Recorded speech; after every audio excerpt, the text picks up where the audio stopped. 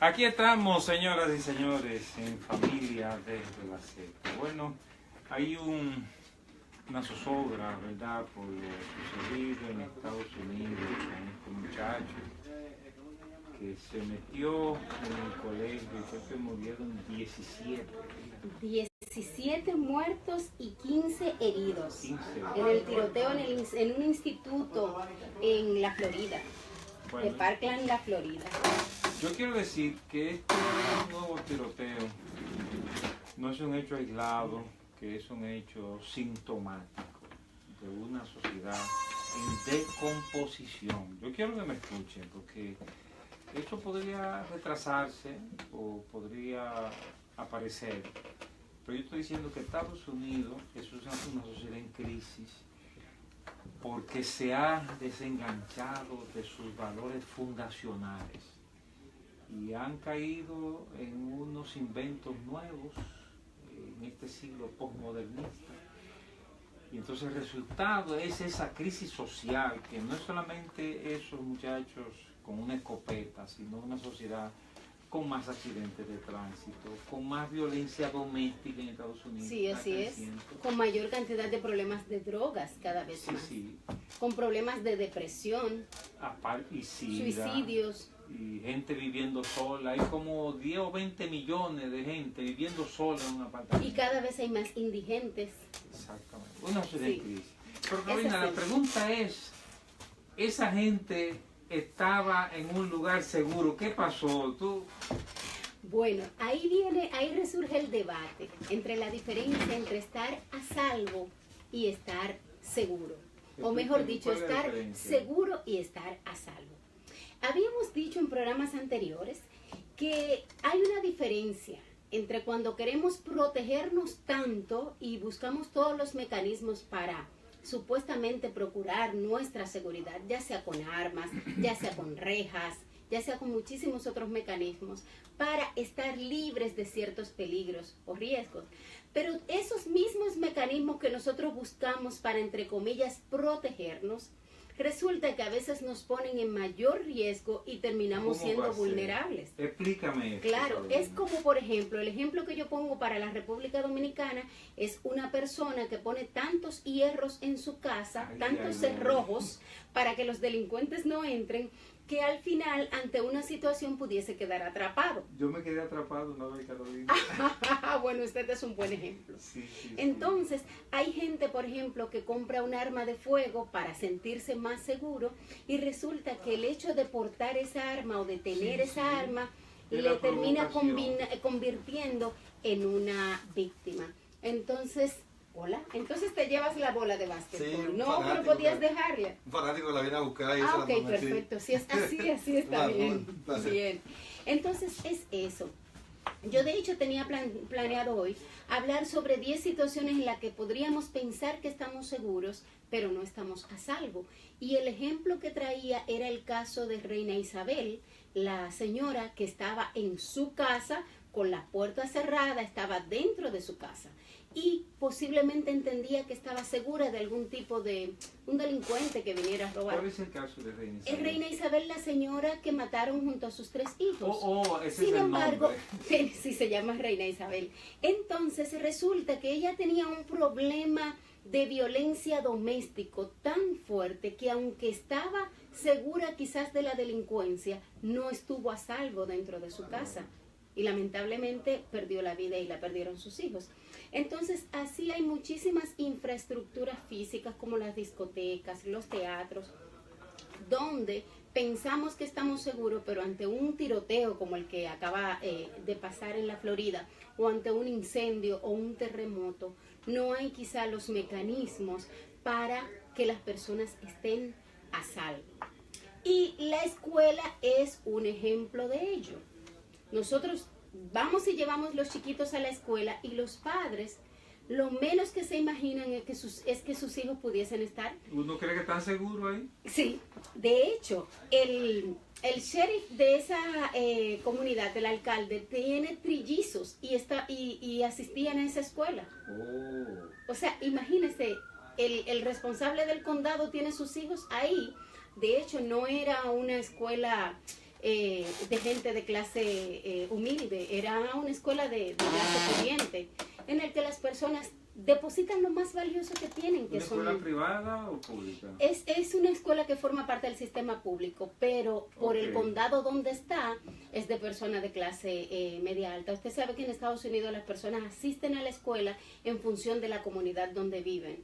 Usted no puede, si vive en Arroyo Hondo, llevar un hijo a la Independencia. Usted tiene que tener sus hijos en una escuela de Arroyo Hondo, por ejemplo, en un sistema como el de los Estados Unidos. Entonces, resulta que se violó, quizás se vulneró un poco. ¿Usted se recuerda esa regla de oro de protección en materia de seguridad, que siempre decimos que la prevención tiene que ver con el 90%? Sí. El 5% es la suerte, lo que suceda, y el otro 5% es la reacción de la persona ante la situación. Aquí vamos a aplicar esa regla de oro, doctor. El 90% de esa prevención que se vulneró, veamos el perfil de este joven, Nicolás Cruz.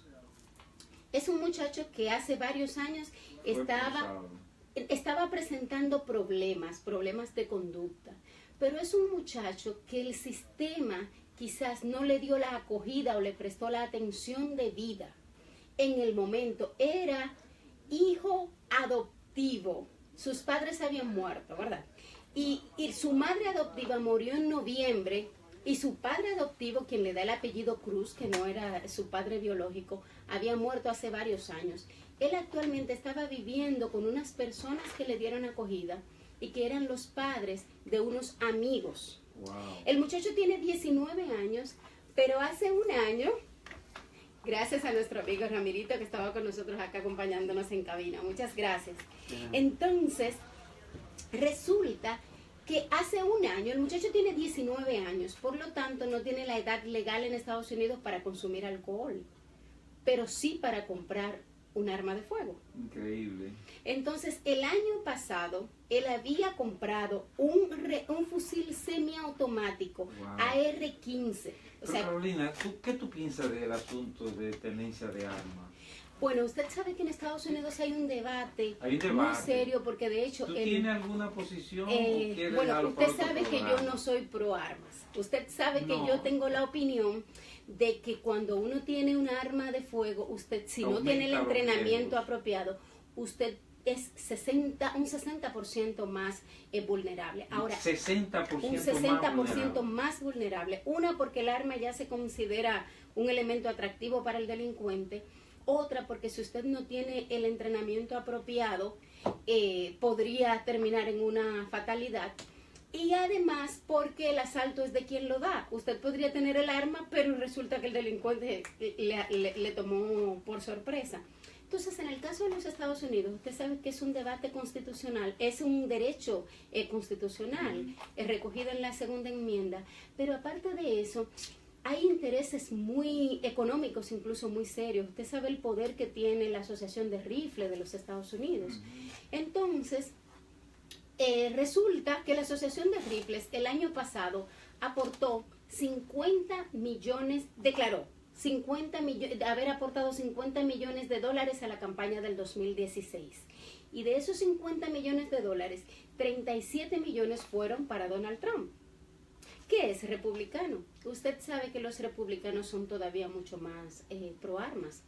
Otra cosa, resulta que el año pasado el presidente Trump retiró aquella iniciativa que había sometido el presidente Obama de que por lo menos las personas que tenían dificultades mentales o algún problema, alguna conducta inadaptada, para que tuvieran dificultad para acceder a las armas. Resulta que hace un año el presidente la retiró. Bueno. Entonces, lo triste de esto es que en lo que va de año, la sociedad norteamericana ha perdido 1.800 personas por balas. Y desde el 2011 van 200.000 muertos por armas de fuego. Y los datos dicen que 4 de cada 10 estadounidenses compraron un arma de fuego antes de cumplirlos o antes de pasar de los 18 años de edad. Usted sabe lo que es eso. Y actualmente, según los datos del el Congreso, del Departamento de Investigaciones del Congreso, el 34% de los menores que viven en Estados Unidos tienen acceso o conviven con un arma de fuego a la que pueden acceder porque está en una vitrina, está guardada, pero ellos tienen la llave o se saben la combinación. Eso equivale a 22 millones de niños. Pero en medio de toda esta tragedia, doctor, yo sí quiero decirle que la parte de prevención evitó que la tragedia fuera mayor. ¿De qué manera? Estamos muy impactados porque hay 17 personas muertas y 15 heridos. Pero es en una escuela con un plantel que el día del incidente habían 3.200 alumnos que ya estaban listos para salir de clase porque las clases salían a las 3 y fue a las 2 y algo. Cuenta además el personal administrativo más los profesores. Resulta que esa escuela tenía un sistema de prevención y justo hacía 6 semanas que los profesores habían tomado un curso, un entrenamiento, y oiga cómo se llamaba el curso, cómo reaccionar ante un tiroteo colectivo. De hecho, entrevistaron a una profesora, Melissa Falwowski, y ella explicó cómo paso a paso, tanto ella como otros profesores, pusieron en ejecución el protocolo de seguridad que les habían enseñado. Claro que sí, menos del 1%, menos de un 0.53% fue afectado. Imagínese, todos recuerden que el muchacho tocó la alarma de incendio, por lo tanto, si hubiésemos sido los dominicanos, salimos todos despavoridos. Ellos empezaron el protocolo, cada profesor con sus niños. Ahora, dicen varios profesores entrevistados que después que escucharon el 5º disparo, dijeron, esto no es un simulacro, es alerta roja. Y entonces activaron ellos mismos los profesores de manera individual el protocolo de alerta roja, que es devolver a los estudiantes, tirarlos al piso y cerrar las ventanas. Carolina, la información que estás dando es muy importante. Claro que sí. Mire, es otra cosa, esa escuela tenía instalado un programa de seguridad. De hecho, hay uno de los entrenadores, el entrenador de fútbol, que murió precisamente haciendo un mecanismo de defensa con una alumna. Y él recibió la bala. O sea, los profesores, además de ser entrenadores, había un equipo de gestión de riesgo funcionando. Y funcionó en la escuela ese equipo de gestión de riesgo. Otra cosa, ellos tenían un sistema de comunicación, pero lo más importante es precisamente eso. Ellos tenían un equipo de seguridad organizado que tomaban talleres y entrenamientos para simulacros de incendio, de terremoto, de tiroteos, o sea, frecuentemente se entrenaban.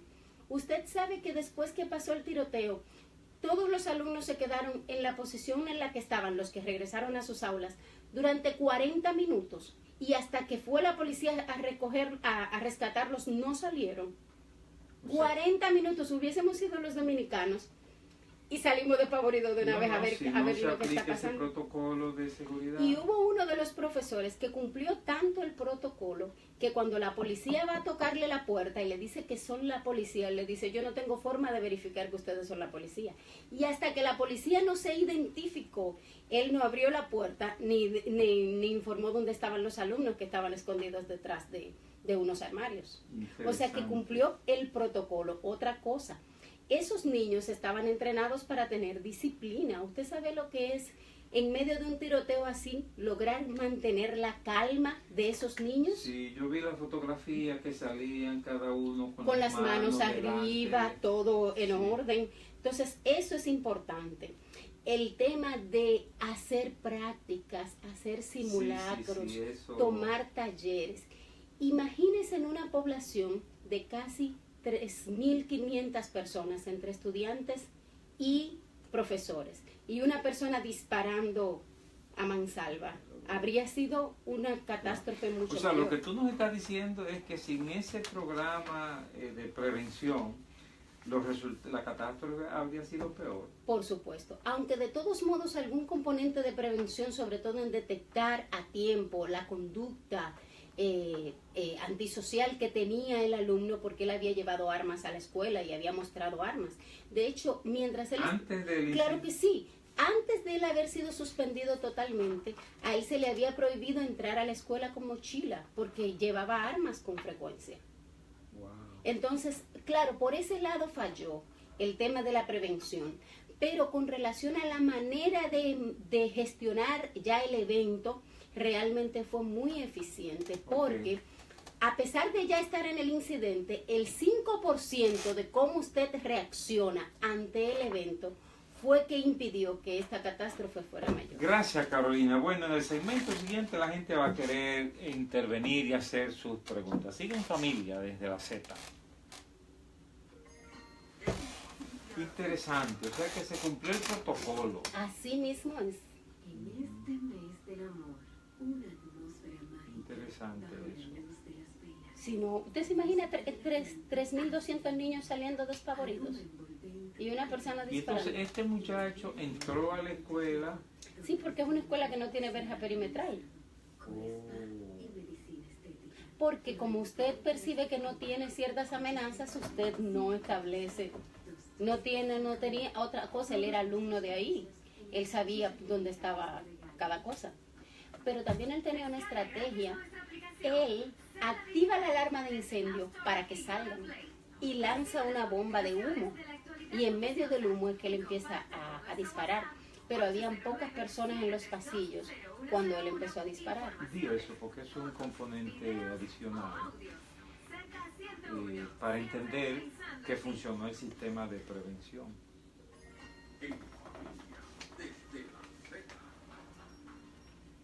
Bueno, aquí estamos conversando con Carolina Ramírez sobre este incidente en Estados Unidos.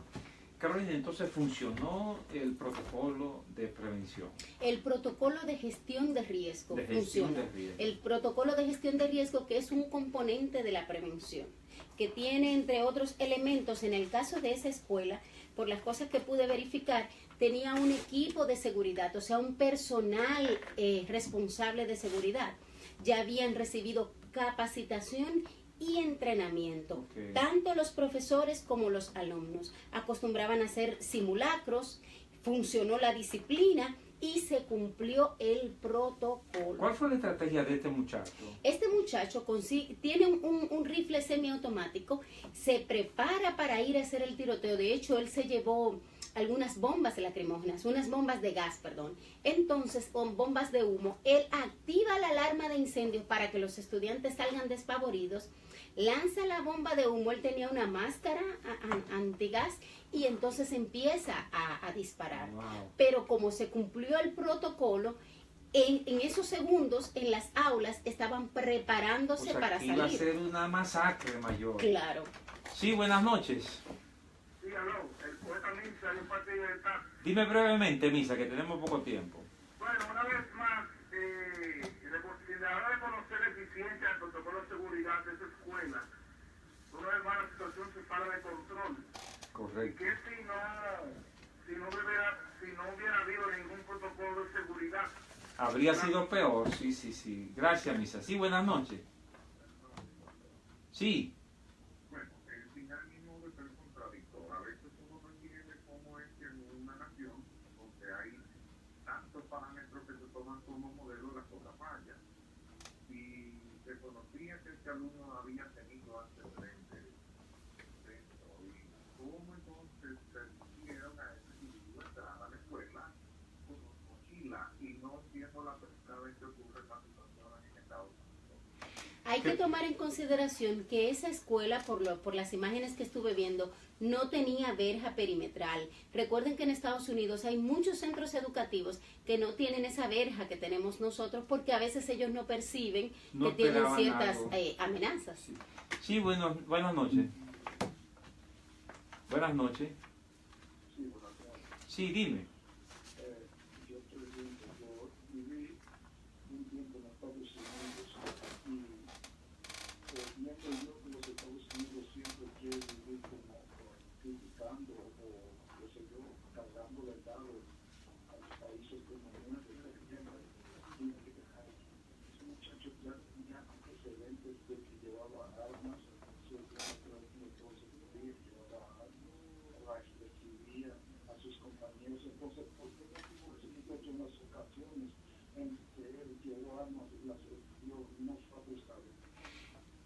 Bueno, el detalle es que es un derecho constitucional el porte de arma y el acceso al arma. A menos que usted no haya tenido ya una denuncia en la policía o alguna cosa así. Además hay otro elemento. A ese muchacho le faltaba el mecanismo de control de la familia. Venía de una familia desintegrada, él era huérfano, él junto a su hermano tuvieron acogida en una familia que mientras tanto les estaba dando... sí, buenas noches. Buenas noches. Dime. Si no me escucha, ya no lo escucho bien. Lo que pasa es que estoy reportando una avería en el área del Cibao. Me voy en el carro y no puedo escuchar el programa. ¿Y cuál es la situación que se da en el área del Cibao? Yo voy a mi casa, acabo de montarme del trabajo a mi casa y es una tradición y esta emisora siempre está ahí. Y ahora hay un ruido, una estática. Cambié de estación y la otra se oye, pero esta no. ¿Y en qué parte del país está usted?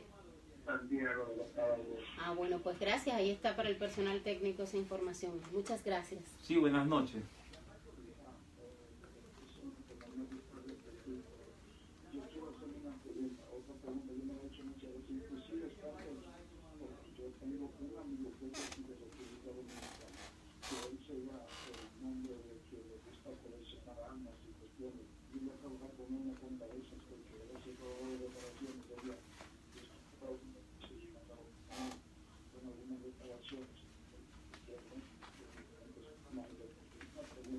¿Cuál es la pregunta?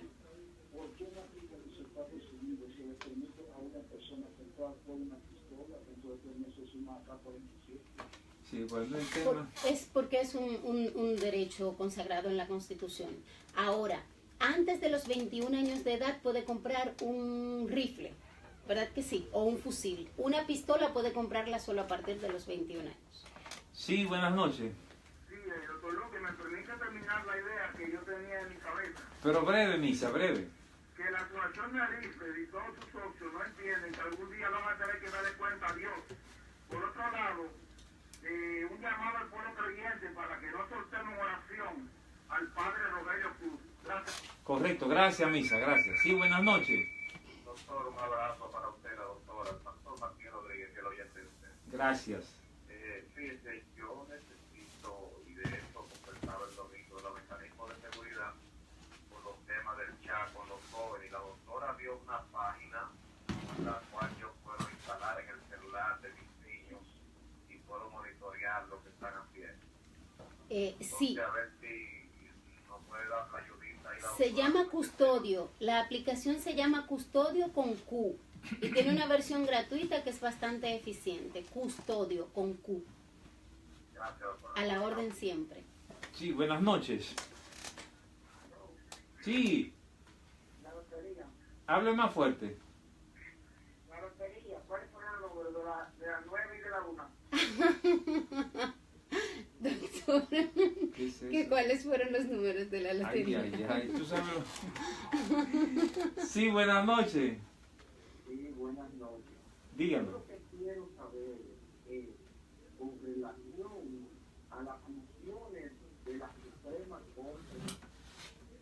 La Suprema Corte de Justicia no está para hacer acuerdos entre partes, sino las partes hacen unos acuerdos y se los presentan en un memorial o en una instancia a la Suprema Corte de Justicia que le da aquiescencia. Pero- No Es el tema de Hipólito con... Y el senador. ni para que gasten 5 años gastando tiempo los jueces. ¿En cuánto sale al Estado llevar este caso hasta ese punto de deficiencia de la Suprema Corte de Justicia? La Suprema Corte de Justicia no está para eso, sino ni ningún tribunal. Al tribunal se le presentan los acuerdos. Bueno. Y ella lo avalúa, Ajá. lo homologa como comúnmente se dice. O Bueno. sea que es un adefesio jurídico de lo que está hecho la Suprema Corte de Justicia con Hipólito y Guerrero. Porque Guerrero hubo un acto de que la campaña estaba en fuego y eso, él hizo eso, para dañar obras ajenas. Bueno, ahí está el comentario. Bueno, por lo menos se reconciliaron, ¿verdad? Carolina, ¿quieres resumir? Tú entonces has planteado que el desastre pudo haber sido mayor.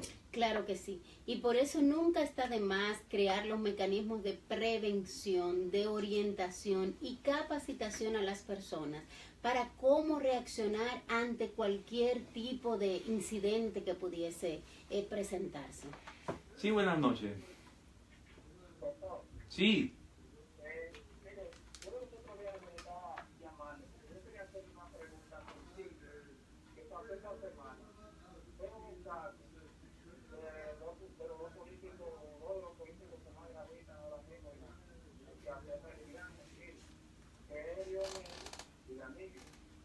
Hace 3 o 4 días yo me vi en el periódico que había que poner mayores controles y había que... Mira, pero hoy estamos hablando de seguridad, mira, lo siento mucho. Una pregunta parece interesante, pero el tema que tenemos hoy es seguridad. Es precisamente eso, doctor. Y antes de esta llamada, estaba tratando de invitar a la reflexión y a valorar la importancia de hacer simulacros y entrenar a las personas.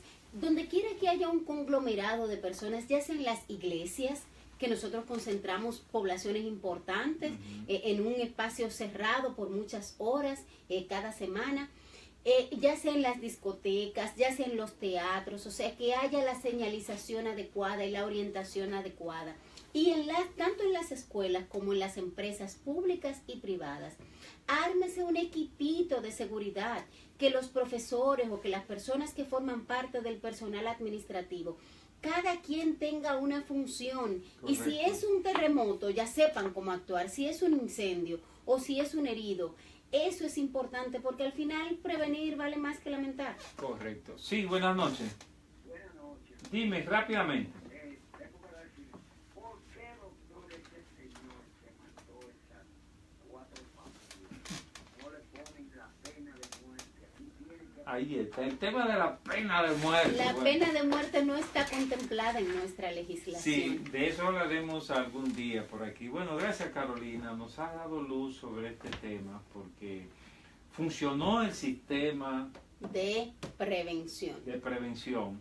Hubiera sido peor. Claro que sí, si no se implementa el protocolo de gestión de riesgo. Y de hecho, en los primeros minutos ellos pusieron en ejecución el protocolo para incendio e inmediatamente se dieron cuenta que esa no era la situación, automáticamente cambiaron el protocolo a código rojo, que es precisamente ante amenazas de tiroteo. Bueno, yo creo que está dando una primicia porque está explicando un detalle que no aparece en la información de prensa. Y todo el mundo está escandalizado. Pero por los 15 muertos, pero sí, tenemos que pensar en que gracias a ese protocolo de gestión de riesgo, los otros que formaban parte de esos 3.200 alumnos no fueron afectados. Que funcionó, aunque la falla fue, ¿verdad?, que ese muchacho debió haberse procedido antes, porque claro que sí, ya había aparecido con armas y otra cosa. Bueno, los jueves hablamos con Carolina Ramírez. Siga con la Z, que ya están aquí nuestros amigos del gobierno de la noche. Magnífico. Oye, pero tú ibas a venir con una vez. Era aquí para pegar esto.